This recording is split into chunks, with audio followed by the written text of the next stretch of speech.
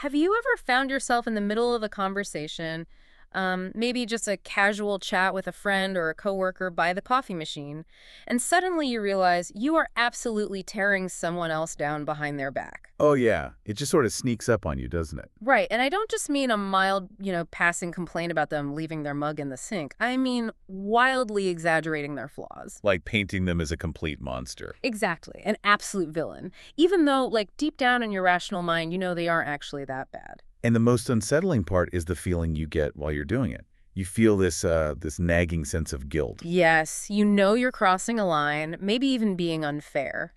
But once those words start tumbling out, you just cannot seem to stop. It's a profoundly uncomfortable realization.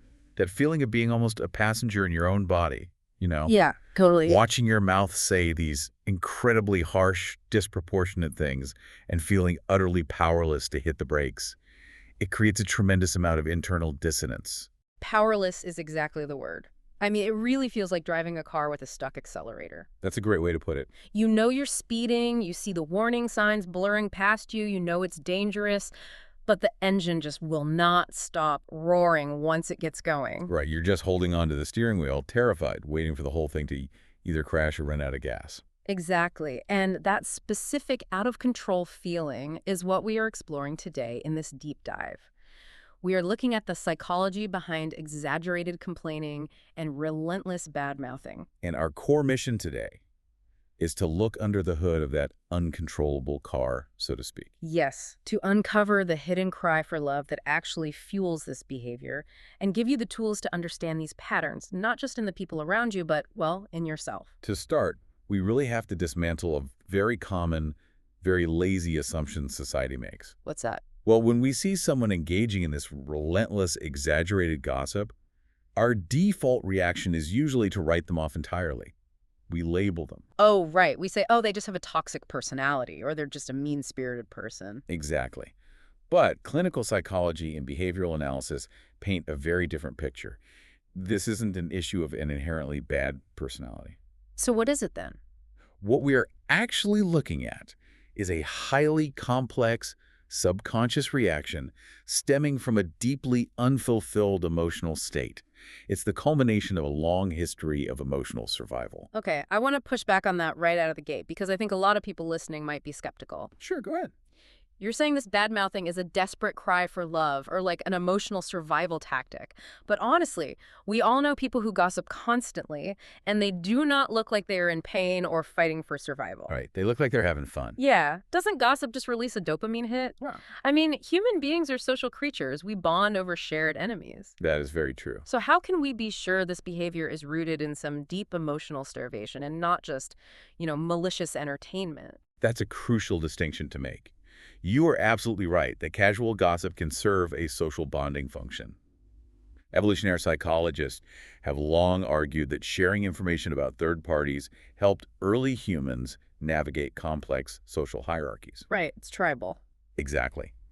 And yes, there's a dopamine reward for feeling like you are part of an in-group sharing a secret, but there is a massive difference between casual social grooming and the compulsive, unstoppable exaggeration we are talking about today. How do we tell the difference, though? In the moment, it all just sounds like complaining. It comes down to the internal state of the person doing it, specifically the presence of paradox and guilt. Paradox and guilt, okay. The casual gossiper doesn't usually feel that out-of-control, stuck accelerator panic. They don't walk away feeling an agonizing sense of shame. That makes sense. They just go about their day. Right. But the behavior we are analyzing today is marked by a glaring contradiction. The people trapped in this cycle usually know the good qualities of the person they are targeting.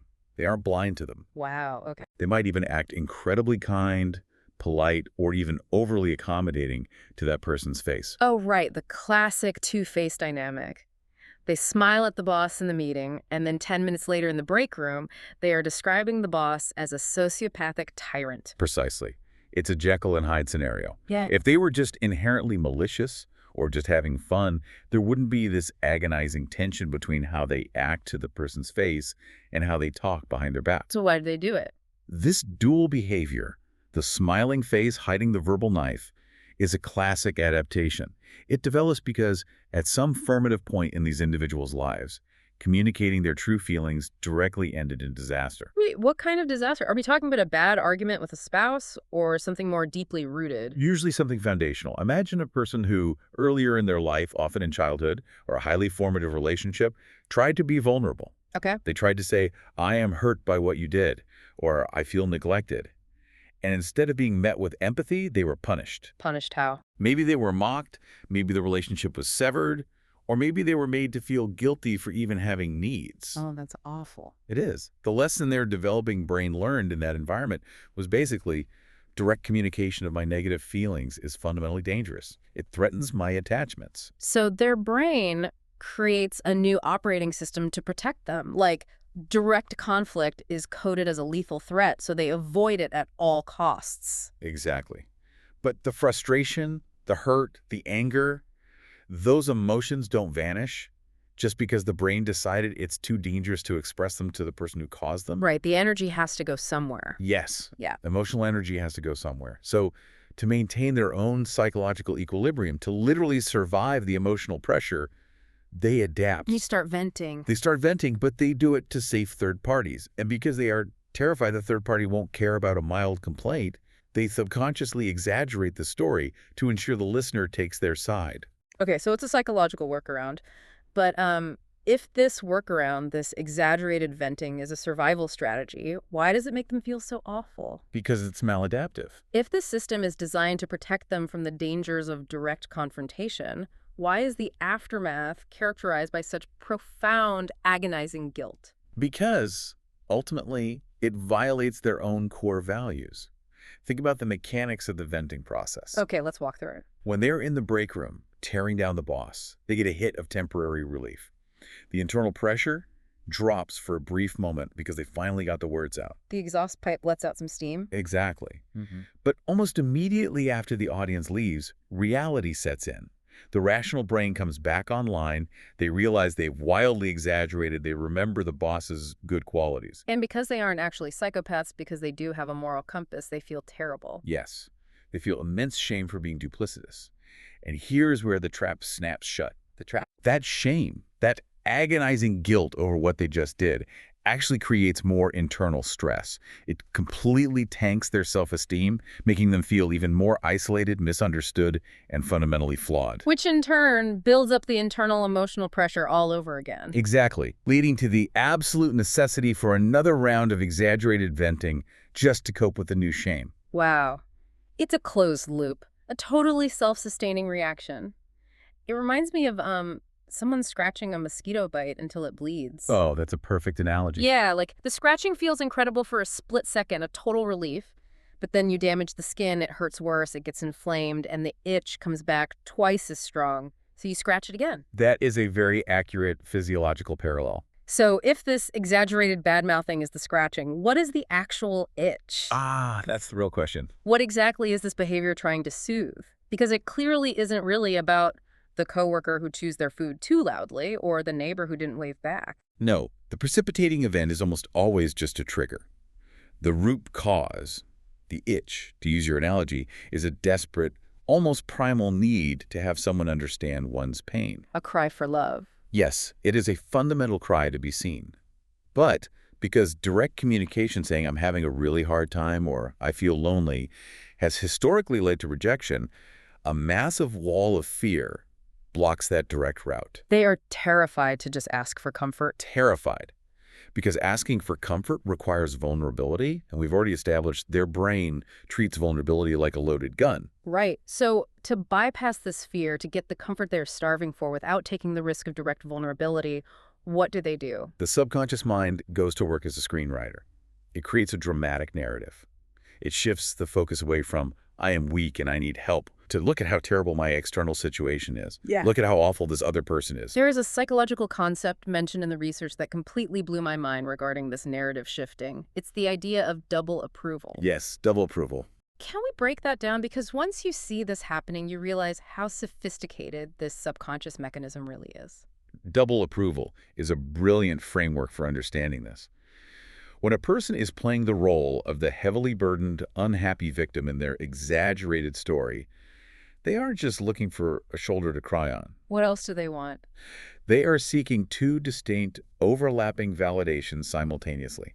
First, they want sympathy for their miserable situation. They want the listener to look at them and say, "Oh, you poor thing, that sounds absolutely awful to deal with." Which is basic validation of their pain. Right. But the second layer, the hidden layer, is that they are simultaneously seeking praise for their resilience. Praise. Yes, they want the listener to implicitly conclude, "Wow, you are incredibly strong for putting up with such a terrible person. I could never handle that." They want sympathy for the suffering and admiration for the endurance. That is double approval. It's a psychological two-for-one deal. I mean, they get to be the victim and the hero in the exact same story. Exactly. And they need both because their self-esteem is so depleted. Now, society has a very specific, usually dismissive way of viewing this. We look at someone doing this and we roll our eyes and call them an attention seeker. Unfortunately, yes. There's actually a specific Japanese colloquial term that comes up in behavioral studies on this topic, kamatakan. Yes, kamatakan. It's a fascinating term to unpack because it reveals so much about cultural attitudes toward emotional expression. What does it mean exactly? The root word kamau means to mind, to care for, or to pay attention to.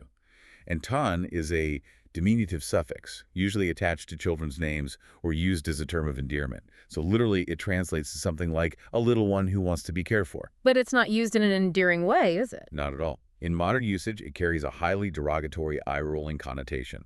It describes someone who manufactures drama, feigns illness, or constantly posts vague, depressing things on social media, specifically to force other people to ask, "Are you okay?" Yeah, we've all seen those posts. Right. And in a culture that heavily prioritizes wa, or group harmony, over individual expression, a kamateken is seen as a nuisance. Yeah. They're disrupting the harmony by demanding individual, unearned attention. It sounds a lot like how Western pop psychology uses the term energy vampire. We dismiss them, we're told to set boundaries and walk away from them. And while setting boundaries for your own mental health is important, reducing this complex behavior to a dismissive label completely misses the underlying pathology. It's incredibly reductionist. So what's a better way to look at it? Clinical analysis suggests that it is far more accurate and frankly far more compassionate to label this behavior not as attention-seeking, but as a substitute behavior for affection. Substitute behavior for affection, meaning they aren't trying to feed their ego, they are trying to cure a starvation. Yes, this behavior doesn't emerge out of nowhere. It is almost always the result of profound childhood conditioning. Let's walk through that. How does a child learn to wire their brain to believe that exaggeration and victimhood are the only ways to get love? Consider a family dynamic where a child's baseline existence goes largely unnoticed. The parents might be physically present, but emotionally unavailable. Like maybe they're overworked, deeply stressed, or dealing with their own unresolved trauma. Exactly. The child learns very quickly that if they are just quietly playing in their room, being good or being happy, they're functionally invisible. They get no emotional feedback for normalcy. None. But the child also notices a pattern. When they scrape their knee and are bleeding, when they run a high fever, or when they get into a terrible fight at school suddenly, the parents drop everything. Right, it's an emergence. Suddenly there is focused attention, soothing words, maybe even physical touch. So the child's developing brain literally maps a connection between crisis and affection. It creates an incredibly strong neural pathway. The brain says, when I am okay, I am alone. When I am suffering, I am loved. Wow. The child realizes that weakness, illness, or conflict are the currencies they must spend to purchase their parents' attention. Fast forward 20 or 30 years into adulthood. When this person is feeling lonely, stressed, or invisible at work, or in their marriage, their brain doesn't know how to simply ask for connection. It automatically reaches for the only tool it was ever taught: works. It manufactures a crisis. It exaggerates a grievance with a coworker. They aren't doing it to be manipulative, at least not in a conscious Machiavellian way. No, they are doing it because it is quite literally their native language of love. To bring this into a really grounded perspective, I mean, think about being a kid and faking a dramatic stomachache to get out of going to school. Oh, everyone remembers that. Right. You writhe around on your bed, you make the groaning noises, you clutch your stomach. You might even hold the thermometer up to the light bulb if you're really committed. A classic move. Now, you don't actually have a stomachache. What you have is an overwhelming, crushing anxiety about a math test you didn't study for, or a bully on the playground, or maybe you just desperately need a day where your mom strokes your hair and brings you soup. Exactly. You are faking the physical symptom to get the cure for a completely different emotional ailment. That is a phenomenal parallel. But what we are talking about here is that exact same mechanism applied to highly complex adult relationships. The adult is faking or wildly exaggerating a grievance with a coworker just to get a metaphorical hug from their friend. Right. They are translating, "I feel totally inadequate at my job and unloved in my life," into, "Look at this absolute monster I have to deal with at the office today." The exaggerated complaint is the fake stomachache. And the tragedy of this dynamic is that the person listening to the complaint, the friend, the spouse, usually takes it at face value. They try to address the stomachache. They offer logical advice. Yes. Well, if your coworker's doing that, you should talk to HR. Or why don't you just ignore them? Which is the last thing the complainer wants to hear. Because they don't want a solution to the workplace conflict. They want the metaphorical hug. They want the Wow. double approval. Oh, that makes so much sense. When the listener offers logic instead of emotional validation, the complainer feels completely unseen and empty, which means the stomachache didn't work. So what do they do next time? They have to complain even louder. Exactly. Exaggerate even more to try and force the listener to finally give them the emotional reaction they are starting for. Okay, so if we establish that this is the hidden translation, if we understand that the unstoppable bad-mouthing is secretly asking for love and validation, the logical fix seems incredibly obvious to anyone looking from the outside. Which is? If you are doing this, just recognize the pattern, bite your tongue, and stop complaining. Just be a disciplined adult and put a muzzle on it. But psychological literature explicitly, forcefully warns that this just suppress it approach is highly dangerous. It's actively destructive. The idea that you can simply stop experiencing an emotion by sheer willpower is a fundamental misunderstanding of human physiology. So biting your tongue isn't the answer. Thoroughly suppressing the urge to complain, without addressing the underlying emotional starvation, is like welding the lid shut on a boiling pressure cooker while leaving the heat on high. The steam doesn't stop generating just because you block the spout. Let's talk about the physical mechanics of that, because we often treat emotions as these abstract, ethereal things, like they're just thoughts floating in our heads. But emotions are physiological events, right? Absolutely. Emotions are deeply rooted in the autonomic nervous system. When you feel a surge of frustration, anger, or resentment, your body initiates a physical response. Like an adrenaline rush. Yes. Your amygdala perceives a threat, even an emotional one, and signals the release of adrenaline and cortisol. Your heart rate increases, your breathing changes, your muscles tense up. Your sympathetic nervous system, the fight-or-flight mechanism, is activated. Preparing you to either fight the tiger or run away from it. Exactly. Now, in a healthy emotional processing cycle, you express that feeling, process it, and your parasympathetic nervous system, the rest and digest system, kicks in, largely regulated by the vagus nerve, bringing your body back to baseline. Okay, that's the healthy version. But what happens when you just put a muzzle on it? What happens when you feel that intense spike of anger at your boss, but you force yourself to smile, swallow it, and vow never to complain about it? You never discharge the energy. You never complete the stress cycle.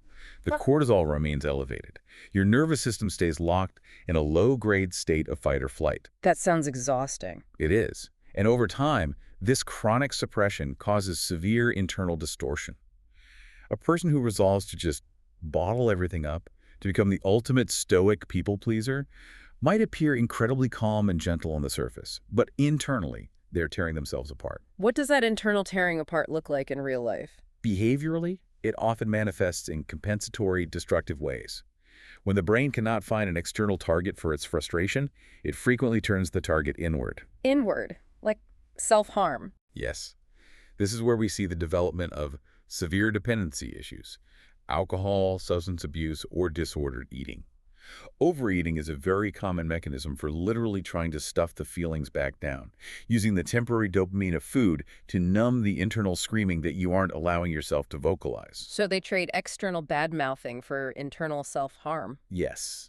And it goes far beyond behavioral shifts. It becomes starkly physical. The body literally keeps the score.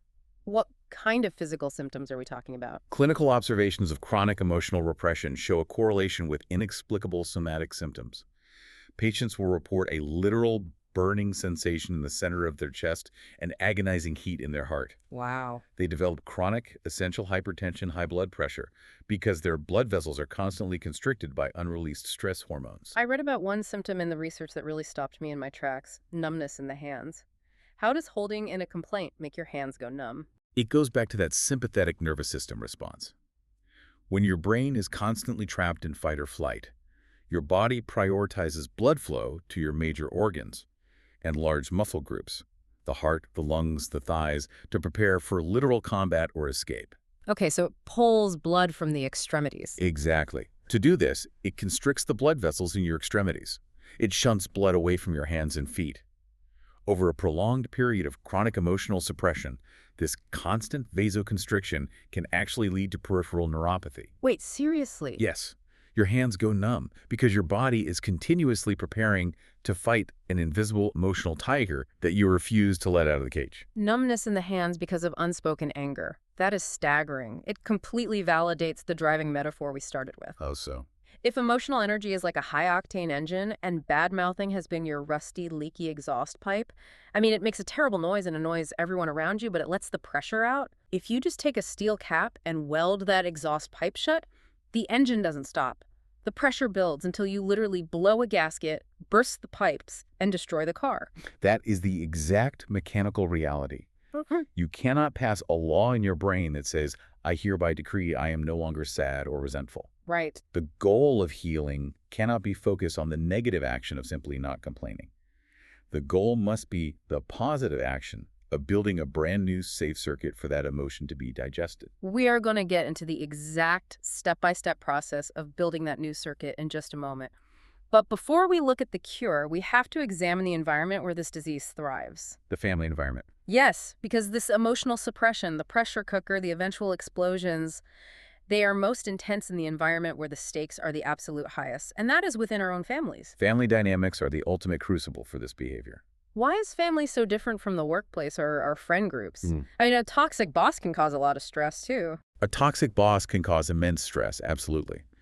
But the fundamental difference is the barrier to exit. The barrier to exit. If a friend constantly belittles you, you can slowly stop returning their texts. You can drift away. If a workplace is toxic, you can polish your resume and leave. It might be difficult, but there is a clear, socially acceptable escape hatch.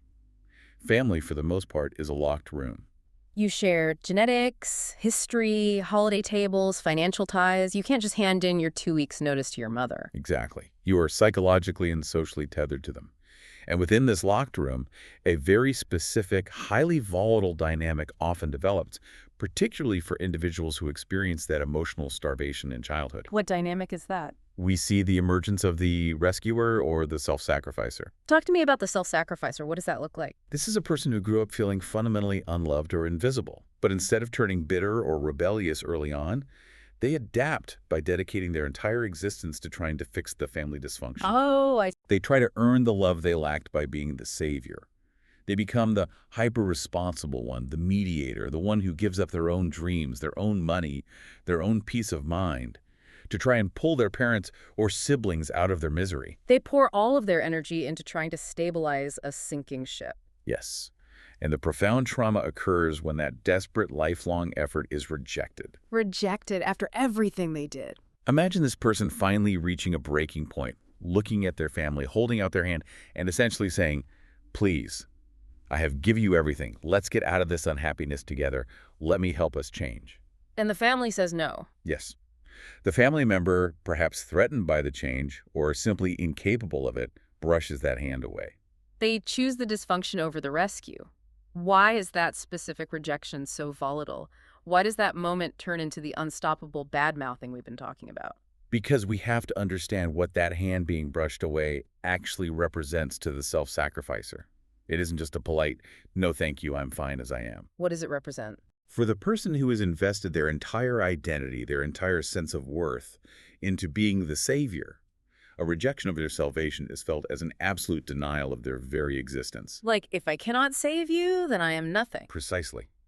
The psychological devastation is absolute, and in that exact instant, a massive transformation occurs.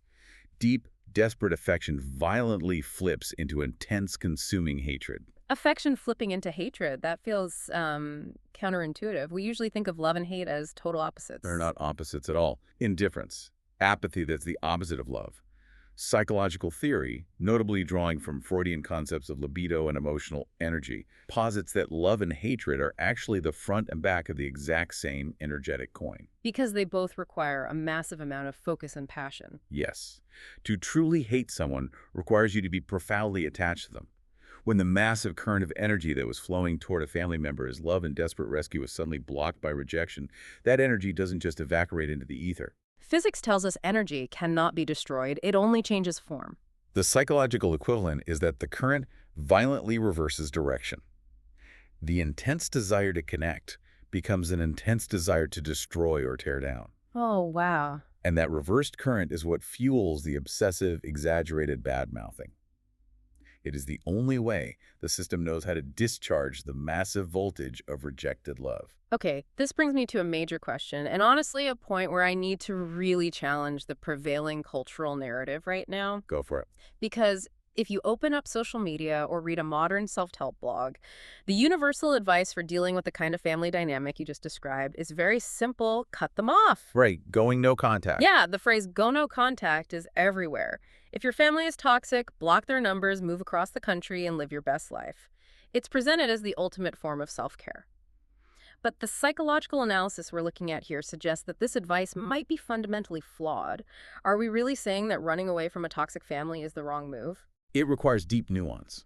The psychological literature is not advocating that you should stay in a physically dangerous or relentlessly abusive situation and just passively endure it. Protecting yourself from active harm is paramount. Right, safety first. However, what clinical observation clearly shows is that geographic or communicational distance does not equal emotional resolution. Just because you block their number doesn't mean you've healed the wound. Exactly. If you simply run away, if you orchestrate a dramatic cutoff without doing the grueling internal work to process and digest the immense grief, anger, and starvation we've been discussing, well, those undigested emotions don't vanish. Where'd it go? They go dormant. They sink below the surface of your conscious mind, but they continue to run your psychological operating system from the shadows. So you pack up your apartment, move away from your toxic family, but you pack all the unresolved trauma in the boxes and take it with you. You don't just take it with you, you actively use it as a subconscious map for your future. This is where we run into a concept known in psychoanalysis as repetition compulsion.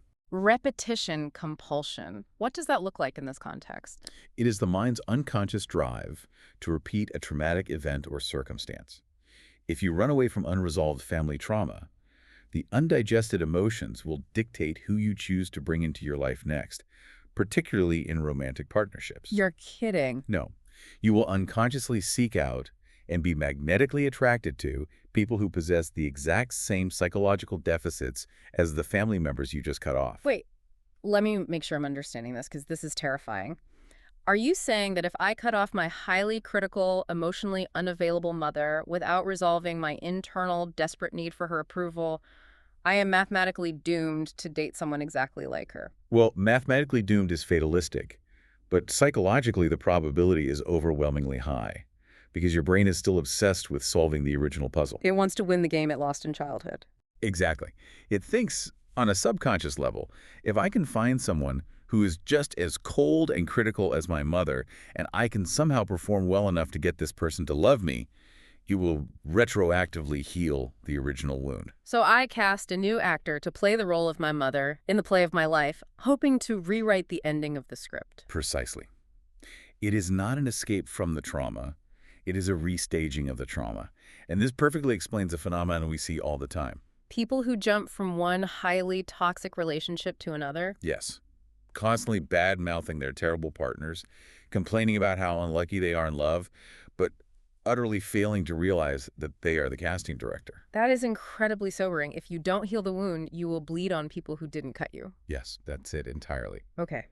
So we are painting a pretty tight corner here. We cannot simply suppress the emotion, bite our tongues, and smile, because that will literally give us high blood pressure, make our hands go numb, and cause us to implode. And we cannot just run away from the triggers, block everyone, and hope for the best, because our subconscious will just hunt down clones of our family to date and will repeat the cycle. So how do we actually stop the car? How do we rewire the engine? This is the critical pivot. We have to move from diagnosis to highly practical physical solutions. Finally, some good news. The core objective here is a concept we've touched on: digestion. We must take this massive, chaotic emotional energy, the anger, the grief, the unfairness, and physically process it through our nervous system so it can be released. Okay.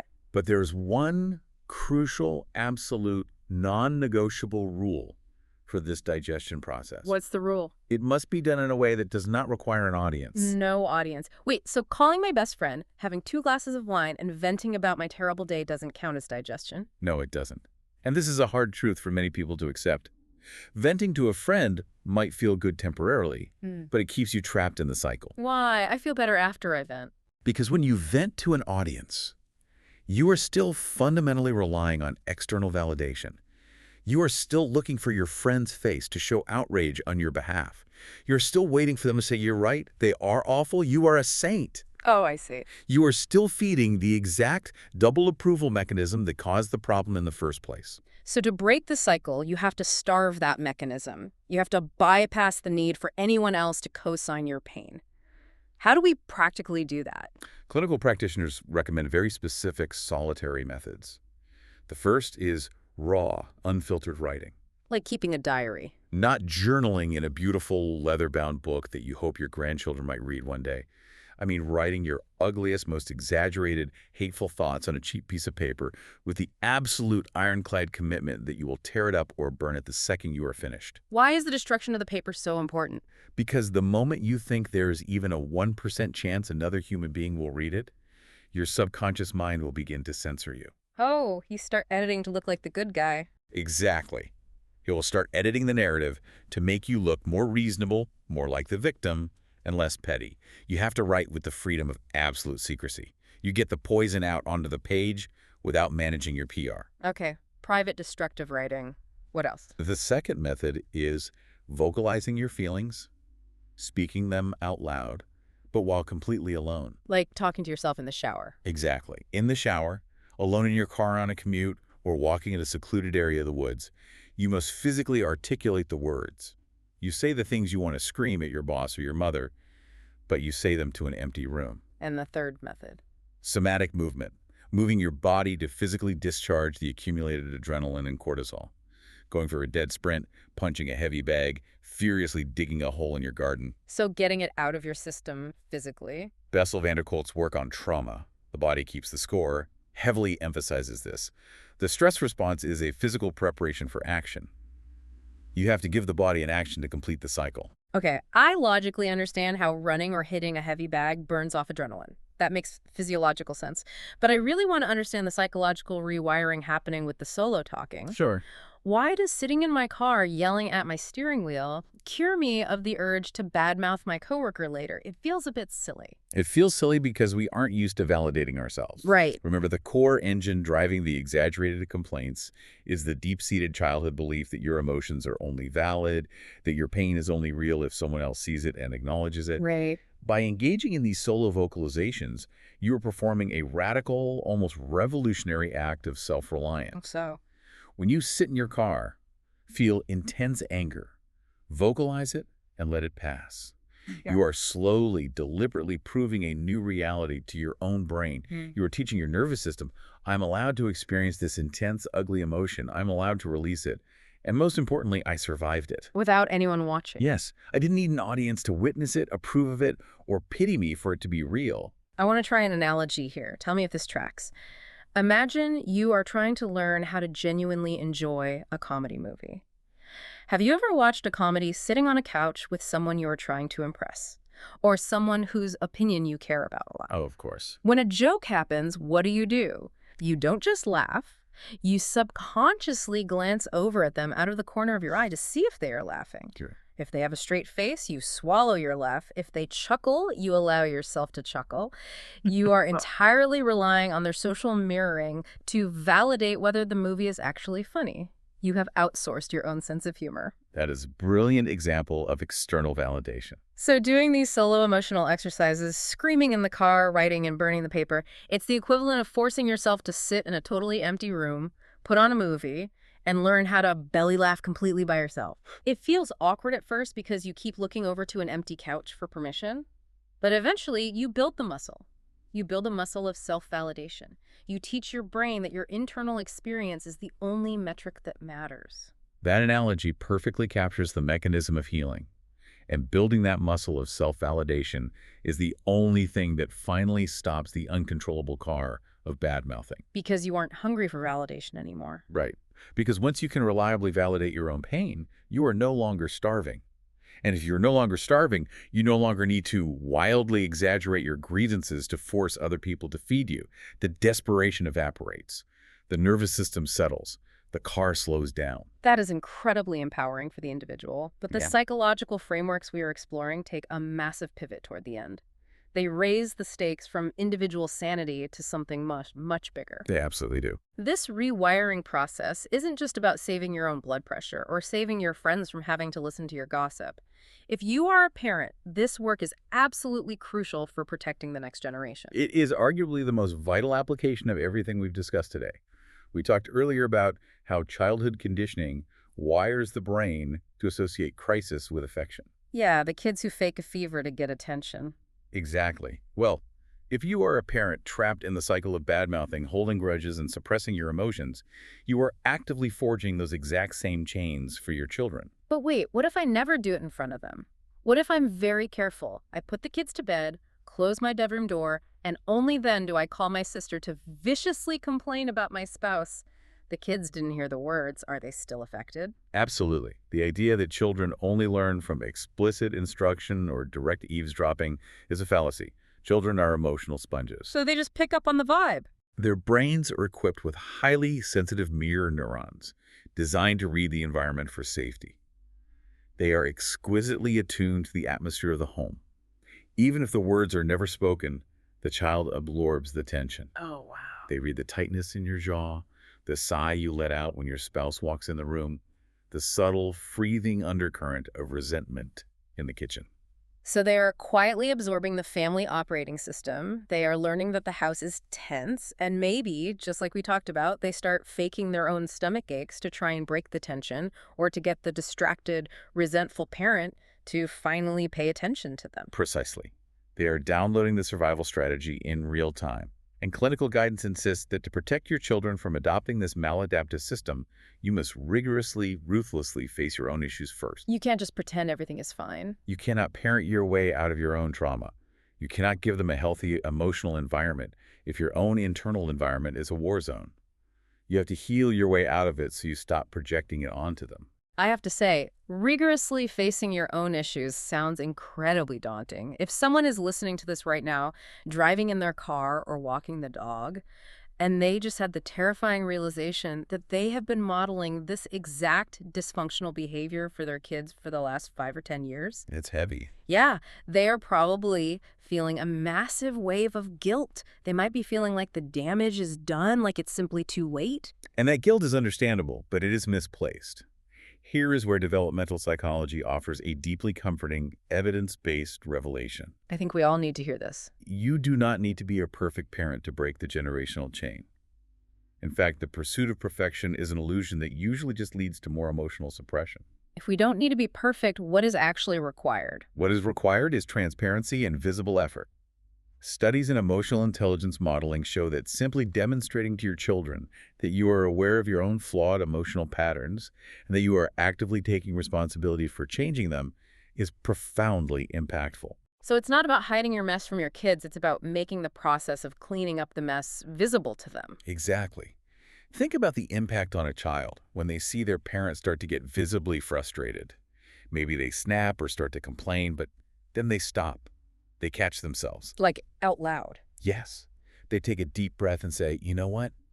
I'm feeling really overwhelmed and angry right now. My heart is beating fast.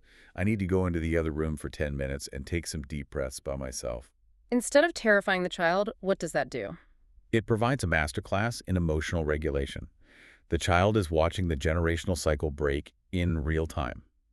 They are learning that intense emotions are normal, that adults have them too, and that they can be managed safely without blaming or attacking other people. That's huge. When behavioral experts say you need to address this before it's too late, they're not trying to incite panic about permanent damage. Before it's too late actually means you have the power to start today. Just the very act of trying to understand your own patterns begins turning the gears of change in your family dynamic. So the goal of all this work isn't to take some vow of silence, never utter a negative word again, and become some kind of stoic, robotic parent who floats above the fray. Not at all. The real message is that we should be transparent with ourselves about our messy, ugly emotions, and that the stumbling, imperfect, consistent effort to do better, the effort to digest our own pain, is what actually acts as the shield that protects our kids. Yes, because it teaches them the most valuable lesson of all, that emotions are manageable. They aren't terrifying monsters that require us to manipulate others for comfort, and they aren't lethal threats we have to suppress until our hands go numb. They're just internal weather systems. Exactly. Internal weather systems that we can learn to observe and navigate on our own. That is an incredibly empowering perspective. We have covered an immense amount of ground today, diving deep into the mechanics of the human heart and mind. Let's try to summarize the journey we've just been on. It's been quite a ride. We started by looking at that terrifying, uncontrollable car, the unstoppable urge to exaggerate and badmouth others. We completely dismantled the societal illusion that this behavior simply makes you a toxic or bad person. Instead, we uncovered it as a disguised, desperate cry for love, a survival strategy built in the crucible of childhood when direct vulnerability felt like a lethal threat. We explored the hidden translation of the complaint, the subconscious search for double approval, where the individual demands both sympathy for their pain and praise for their endurance. And we saw how dismissing this behavior as mere attention-seeking, or using derogatory terms like kamatekin, entirely misses the profound emotional starvation underneath. Then we looked deeply into the biology and physiology of the muzzle. We discussed the severe physical dangers of simply trying to suppress these emotions through willpower.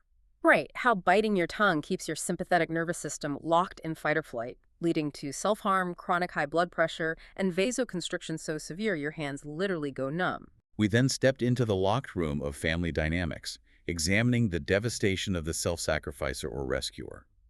We explored the terrifying reality that love and hatred are the exact same energy, just flowing in opposite directions. And we learned about repetition compulsion, how simply cutting off toxic family without doing the internal work just guarantees we will unconsciously cast new romantic partners to play the exact same roles, restaging our trauma indefinitely. And finally, we looked at the practical physical way out, rewiring the exhaust pipe by digesting our frustrations in absolute solitude. Writing and burning, speaking aloud to an empty room, and moving our bodies all without an audience to build the crucial muscle of self-validation, a process that not only saves our own nervous systems, but serves as the ultimate protection for the next generation, showing our children that it is safe to be an imperfect work in progress. It is a challenging journey, but it is the only path to genuine emotional autonomy. I want to speak directly to you, the listener, for a moment, echoing the deep empathy that runs through all of this clinical research. If you recognized yourself in this deep dive, if you have been sitting there for the last hour feeling a knot in your stomach, feeling disgusted with yourself because you realized you do this, you badmouth your friends, you exaggerate your miseries, you play the victim. It's a hard truth to face. It is, but I want you to reframe that feeling of disgust right now, that discomfort you feel. It is not proof that you are fundamentally broken.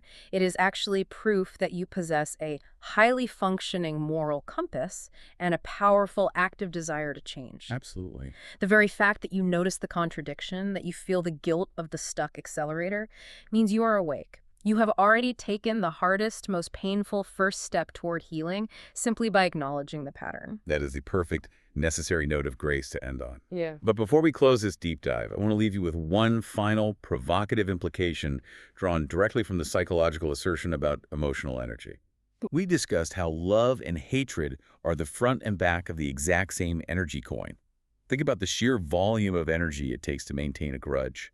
Think about the massive biological resources, the adrenaline, the focus, the raw, relentless fuel that goes into crafting an exaggerated complaint, nursing resentment, and bad-mouthing someone for hours on end. It's a massive, exhausting output of energy. It's like a huge battery powering all that negativity. Exactly. Now, consider this. If your hatred, your resentment, and your desperate need for validation require such a massive, unstoppable battery pack, imagine what your life will look like when you finally do the work to unhook that battery, flip the polarity, and point all of that relentless, massive energy toward loving yourself.